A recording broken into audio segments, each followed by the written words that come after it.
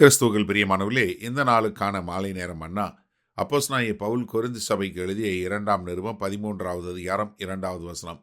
2 கொரிந்தியர் 13:2, 2 Corinthians 13:2. நான் 2ஆம் தரம் உங்களிடத்தில் இருந்தபோது சொன்னது போல, இப்பொழுது தூரமாயிருந்தும் உங்களிடத்தில் இருக்கிறவனாக நான் மறுபடியும் வந்தால் தப்ப விட மாட்டேன் என்று முன்பு பாவம் செய்தவர்களுக்கும் மற்ற எல்லாருக்கும் முன்னறிவித்து எழுதுகிறேன்.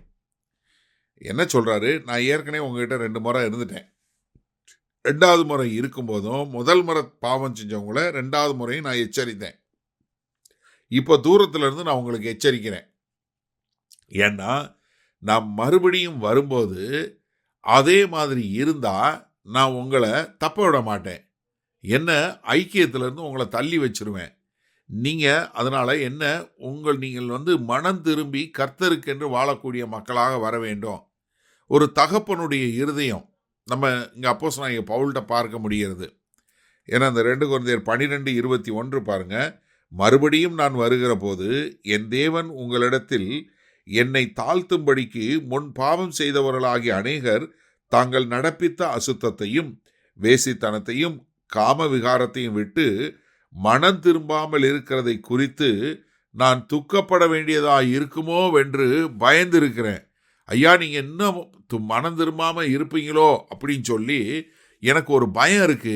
ஏன்னா நான் உங்ககிட்ட தேவனுடைய ஆலோசனையை சொன்னேன், தேவனுடைய வார்த்தையை உங்களுக்கு போதித்தேன், உங்களை திருத்துறதுக்கான காரியங்கள் எல்லாம் செஞ்சேன். ஆனா நீங்க இன்னும் வேசித்தனத்திலையும் காம விகாரத்திலையும் இருக்கிறீங்க. ஒருவேளை அப்படி இருந்துருவீங்களோ என்று சொல்லி எனக்குள்ள ஒரு பயம் உண்டாகுது. நீங்க இத அதே 2 கொரிந்தியர் 10வது அதிகாரத்துல 2வது வசனம் பாருங்க. எங்களை மாம்சத்தின்படி நடக்கிறவர்கள் என்று எண்ணுகிற சிலரை குறித்து நான் கண்டிப்பாய் இருக்க வேண்டும் என்று நினைத்திருக்கிற தைரியத்தோட உங்களை முன்பாக இருக்கும்போது நான் கண்டிப்புள்ளவனாய் இராதபடிக்கு நீங்கள் எச்சரிக்கையாய் இருக்க உங்களை வேண்டிக் கொள்கிறேன். என்ன, நான் உங்க நேரில் உங்களை பார்க்கும்போது உங்கள் கூட கண்டிப்பாக நான் உங்களை திட்டாதபடிக்கு நீங்கள் என்ன மாறிக்கொள்ளுங்கள். அதே மாதிரி 2 கொரிந்தியர் 1வது அதிகாரம் 23வது வசனத்தில் பாருங்கள். மேலும் நான் உங்களை தப்ப விடும்படிக்கே இதுவரைக்கும் கொரிந்து பட்டணத்திற்கு வராது இருக்கிறேன் என்று என் ஆத்மாவின் பேரில் தேவனையே சாட்சியாக சொல்லுகிறேன். என்ன எப்பா, நான் இதுவரைக்கும் வராமல் இருக்கிற காரணம் வேற ஒன்றும் இல்லை. நீங்கள் நான் உங்களை யாரையும் குற்றப்படுத்திடக்கூடாது. நீங்கள் இந்த கடிதத்தை பார்த்து இதுதான் தேவ ஆலோசனைன்னு சொல்லி புரிந்து கொண்டு நீங்கள் திருந்தி நல்லபடியாக இருக்க வேண்டும் என்று சொல்லக்கூடியதா. ஏன்னா இதே 2 கொரிந்தியர் 10வது அதிகாரம் 11வது வசனம் பாருங்க. என்ன அவன் அவங்க என்ன சொல்கிறாங்க, அவர் ஆள் பலம் தான், ஆனால் கடிதம் மட்டும் பலமாக இருக்கிறவனுக்கு நான் என்ன சொல்கிறேன், அப்படி சொல்லுகிறவன் நாங்கள் தூரத்தில் இருக்கும்போது எழுதுகிற நிருபங்கள் வசனத்தினால் எப்படிப்பட்டவர்களாக இருக்கிறோமோ அப்படிப்பட்டவர்களாகவே சமீபத்தில் இருக்கும் போதும் கிரியையிலும் இருப்போம் என சிந்திக்க கடவன். எப்பா, நான் கடிதத்திலே இவ்வளவு கண்டிப்பாக எழுதுனேன்னா நான் நேர்லையும் அப்படிதான் இருப்பேன்னு நீங்க சிந்திச்சுக்கோங்க.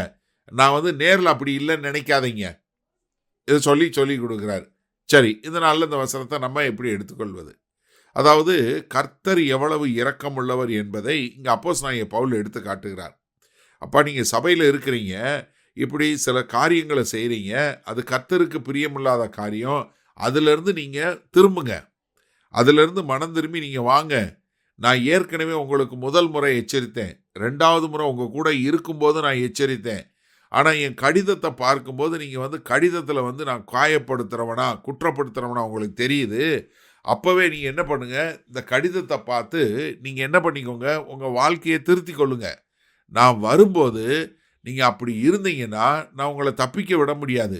ஏன்னா என்ன, கொஞ்சம் புளிச்ச மாவு மொத்தமாவையும் புளிக்க பண்ணிடும். அதனால நான் என்ன பண்ண வேண்டியிருக்கோம், உங்களை அங்கேருந்து நான் எடுத்து போட வேண்டியிருக்கோம். அதனால எனக்கு அருமையானவர்களே, நீங்கள் மனம் திருந்திருங்க. நான் வர்றதற்கு முன்பாக நீங்கள் மனம் திரும்பி கர்த்தரோடு ஒப்புரவாகி இருங்க அப்படிங்கிற ஒரு நல்ல தேவ ஆலோசனையை கொடுக்கிறார். அப்போ எனக்கு அருமையானவர்கள் நன்றாக சிந்திச்சு பாருங்க. ஒரு ஊழியக்காரனுடைய இருதயம் நமக்கு தெரியுதா? தனக்கு கீழே உள்ள ஜனங்கள் எக்காலத்தை கொண்டும் அவங்க வீணாய் போய்விடக்கூடாது. அவர்கள் ஒவ்வொருவரும் திருந்தி அவர்கள் கர்த்தருக்கென்று வாழக்கூடிய மக்களாக இருக்கணும். பாவமான காரியங்களை விட்டு ஒரு பரிசுத்தமான வாழ்க்கை வாழ வேண்டும் என்று சொல்லக்கூடிய ஒரு தகப்பனுடைய இருதய துடிப்பு இந்த கடிதத்தில் எழுதும் போதே அவர் என்ன எழுதுறாரு? ஐயோ, நீங்க அப்படி இருந்துருவீங்களோன்னு எனக்கு பயமா இருக்கு என்று சொல்லக்கூடியதா. அப்ப தனக்கு கீழே உள்ள ஜனங்கள் ஒருவருமே கெட்டு போகக்கூடாது, அவங்க எல்லாம் மனம் திரும்பி கர்த்தருக்கென்று வாழ வேண்டும் என்று சொல்லக்கூடிய ஒரு பெரிய காரியத்தை நம்ம இங்க அப்போஸ்தலனாகிய பவுலுடைய இருதயத்திலிருந்து பார்க்கிறோம். அப்ப நம்ம ஒவ்வொருத்தரும் அப்படிப்பட்ட ஒரு வாழ்க்கை வாழ நம்ம ஒப்பு கொடுப்போமா?